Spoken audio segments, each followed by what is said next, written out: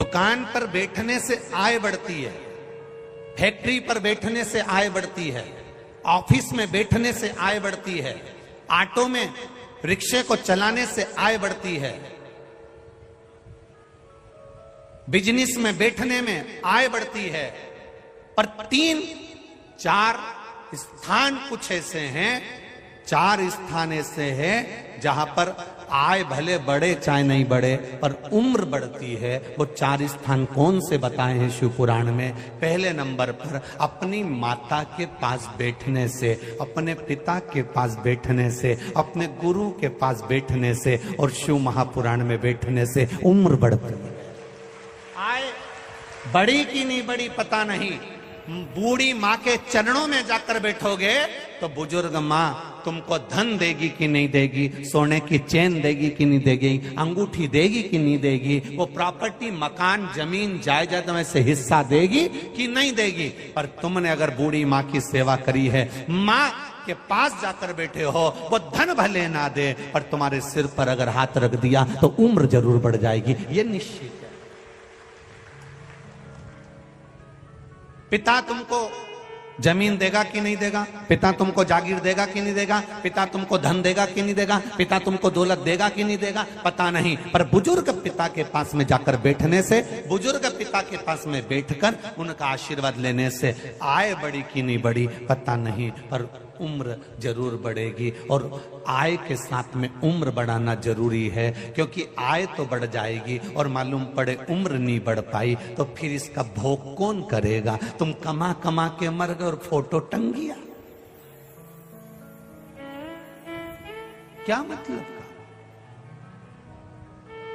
मां के पास बैठने से उम्र बढ़ती है, पिता के चरणों में बैठने से उम्र बढ़ती है। किसी सतगुरु के पास में जाकर मौका मिल जाए, कोई सतगुरु मिल जाए, कोई सत्संगी मिल जाए, कोई भजनावली मिल जाए, कोई कीर्तनी मिल जाए, कोई भगवान का नाम जाप करने वाला मिल जाए, उसके चरणों में बैठने से उम्र बढ़ती है। और शिव महापुराण की कथा में जाकर कुछ देर बैठने से, सत्संग में थोड़ी देर बैठने से उम्र बढ़ती है। ये उम्र बढ़ने के स्थान,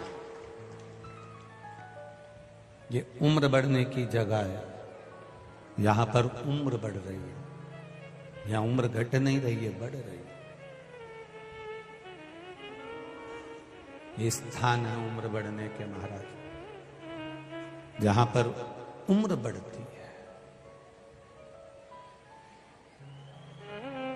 आय बढ़ाने के साधन के साथ साथ उम्र बढ़ाने के साधन भी ढूंढना, अपनी मां के पास में जाकर बैठना। मां तू कैसी है?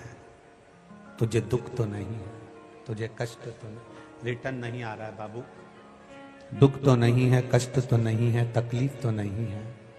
पिता के पास जाकर बैठना, पिता आपको कोई दुख तो नहीं है? मेरे पिताजी ने पूरा मकान उसको दे दिया, मेरे पिताजी ने पूरी दुकान उसको दे दी, मेरे पिताजी ने पूरी जमीन उसको दे दी, मेरे पिताजी ने सब सामान उसको दे दिया।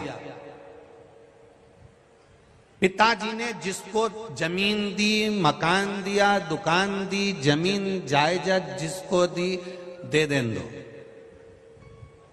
जिसने जमीन जायदाद मकान पिता का अगर हड़प भी लिया है ना, तो वो बहुत दिन तक नहीं चलता। एक आध दिन उसके बेटे ने शेयर मार्केट और डब्बा खेला ना, तो पूरी जमीन जायदाद जमीन सब 2 के भाव में चली जाती है। माता पिता ने क्या किसको दिया उससे मतलब मत रखना, पर माता पिता का मरते समय तक का आशीर्वाद हमारे पास में होना चाहिए। गुरु का आशीर्वाद हमारे साथ होना चाहिए, सदगुरु का आशीर्वाद हमारे साथ होना चाहिए।